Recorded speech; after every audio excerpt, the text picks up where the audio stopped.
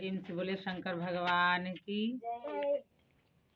एक दीन बंधु दास के एक ब्राह्मण रहा करते थे। बहुत अच्छे थे, बहुत सत्कर्मी थे। उनकी सुंदर सी एक धर्म पत्नी भी थी। उनके 2 बेटे थे। बड़े बेटे का विवाह हो चुका था।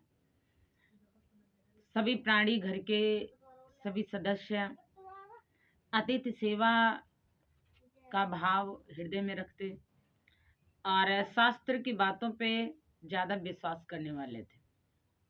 धीरे धीरे कुछ समय व्यतीत होता रहा। जो भी साधु संत आते उनकी सेवा सत्कार करते, क्योंकि उनकी मान्यता थी कि ऐसे तो हम भगवान को पहचान नहीं पाएंगे कि परमात्मा कब हमारे घर में आया है, क्योंकि कहा जाता है 24 घंटे में भगवान कभी न कभी किसी न किसी समय हर एक व्यक्ति के घर में परमपिता परमात्मा आते हैं। तो इसी भाव से शास्त्रों की बातों को समझते हुए दीन बंधु ब्राह्मण देवता जो थे वो रोज उनके घर जो कोई भी आता तो सब कार्य छोड़ करके अतिथि सेवा में लग जाया करते थे। एक दिन ऐसा हुआ कि उनके बड़े पुत्र का देहांत हो गया। बहुत विलाप करते हैं कि आज तो हमारा सर्वस्व मानो के लुट गया। जो कि बड़े बेटे का विवाह भी हो चुका था। उसकी धर्म पत्नी अलग रोती है, माँ अलग रोती है, पिता अलग रो रहा, छोटा भाई अलग रो रहा है। सभी रुदन करते हैं। धीरे धीरे तैयारियां होने लगी कि पुत्र का अंतिम संस्कार किया जाए। जब तैयारी होती है तो तब तक के भगवान ने परीक्षा लेनी चाहिए, क्योंकि रोज अतिथि सेवा करते थे ना। सभी द्वार पर आए हुए याचक को कभी निराश वापस नहीं करते थे, क्योंकि इनकी ये मान्यता थी कि अगर कोई वापस चला जाएगा, दुखी चला जाएगा, तो उसके जितने भी पाप हैं वो सब हमारे घर में छूट जाएंगे। तो जब हम उसको प्रसन्न करके भेजते हैं तो वो हमें आशीर्वाद दे करके जाता है, बद्दुआ नहीं। इसीलिए भगवान ने परीक्षा लेनी चाहिए तो एक सन्यासी का भेष बनाया। सन्यासी का भेष बना करके ब्राह्मण देवता के यहाँ पर आए।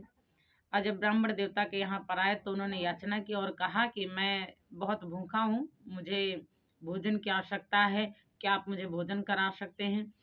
ब्राह्मण देवता, उनकी पत्नी, उनकी बहू सब तो रुदन कर रहे थे, क्योंकि बेटा मरा पड़ा हुआ था। सब रुदन कर रहे थे।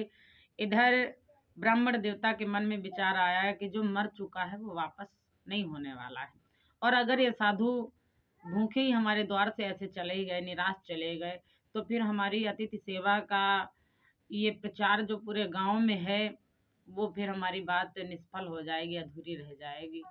इसी भाव को समझते हुए बहू ने भी यही विचार किया कि जो मर चुके हैं वो तो वापस आने वाले नहीं, अब शोक व्यक्त करना तो ये मूर्खता होगी। तो सब लोगों ने विचार करके मरे हुए सबको एक कोने में कपड़े में लपेट के रख दिया, और बहू जो थी और जो माँ थी वो भोजन बनाने में लग गई। जब भोजन सिद्ध हो गया तो सन्यासी बाबा से कहा कि महाराज जी आइए भोजन ग्रहण कर लीजिए। महाराज जी ने कहा कि हम भोजन तभी ग्रहण करेंगे कि जब परिवार के सभी सदस्य हमारे साथ में बैठ करके भोजन प्रसाद ग्रहण करें, क्योंकि हमारा नियम है कि जब तक सब नहीं ग्रहण करते तब तक हम भी नहीं ग्रहण करते हैं, इसलिए सभी लोग हमारे साथ में भोजन करें। तो जब ऐसी बात सुनी तो सब लोगों ने सोचा कि अगर ऐसी बात है तो हम भोजन नहीं करेंगे तो बाबा भी नहीं करेंगे, बाबा नहीं करेंगे तो इसी प्रकार से चले जाएंगे, और जब महात्मा जी निराश चले जाएंगे तो हम लोगन का उद्धार कैसे होगा। ये सोच करके सभी लोग प्रसन्नता के भाव में चारों लोग भोजन करने के लिए बैठे गए। तो महात्मा जी ने कहा हमने तो सुना था कि तुम्हारे घर में 5 प्राणी है पूरे, और आप तो 4 लोग आए हो भोजन करने के लिए, 5वां कहाँ है? सब लोगों ने बताया कि हमारा बेटा तो मरा पड़ा है। दीन बंधु ने कहा कि महाराज बड़ा पुत्र हमारा अंतिम शैया पे पड़ा हुआ है और कमरे में लिटा दिया है उसको तुम्हारी सेवा के लिए। सन्यासी बाबा ने सबको बहुत डांटा कि तुम लोग ऐसे हो, बताओ बेटा मरा पड़ा और तुम लोगों को भोजन की पड़ी है, भोजन करने चल दिए। स्त्री को भी डांटा, तुम कैसी स्त्री हो कि पति मरा पड़ा हुआ है, क्योंकि कहा जाता है स्त्री का सर्वस्व पति है, और तुम अपने पति को त्याग के भोजन करने में पड़ी हो।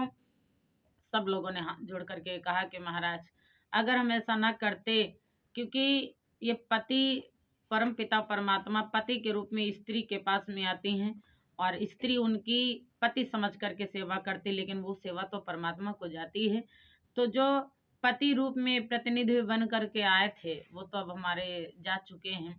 अब फालतू में ढिंढोरा पीटना है और कहा जाता है कि ज्ञानी पुरुष भी कामशक्ता को त्याग करके ही सदगति को प्राप्त होता है। और मैं तो वैसे भी अब ब्रह्मचारिणी व्रत का पालन करूंगी, क्योंकि हमारे पति नहीं है तो काम भावना या कोई भी ऐसा आवेश हमारे मन में नहीं आता है।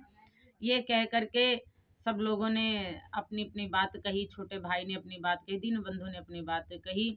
इधर सन्यासी बाबा ने सभी की बातों को समझ लिया और मरे हुए पुत्र के ऊपर हाथ फेरा और कहा कि बेटा उठ जा, देख ये संसार केवल मोह माया के जाल में बंधा हुआ है, बाकी कोई किसी का नहीं है। पुत्र ने भी उठ करके यही समझा कि मैं तो सो रहा था। उन्होंने कहा कि पिताजी, माँ जी, हमारी पत्नी, हमारा छोटा भाई जो भी कर रहे हैं सो ठीक ही कर रहे हैं, क्योंकि अगर यही ज्ञान उन्होंने पहले मुझे न दिया होता तो आज हम भी इन्हीं की भांति भ्रम में पड़े होते। लेकिन अब तो मैं इस भ्रम से बाहर निकल आया हूँ और मेरे माता पिता धन्य हैं जिनके घर में मैंने इस प्रकार से जन्म लिया। इस प्रकार से कह करके बेटा भी अपने आप को बड़ा सौभाग्यशील समझता है। सन्यासी बाबा ने सभी की बातों को समझते हुए हृदय गदगद हो गया। असली रूप में आकर के भगवान चतुर्भुज भगवान में आकर के रूप में दर्शन दिया। प्रेम से बोले भक्त और भगवान की। सभी लोगों का जीवन धन्य हो गया।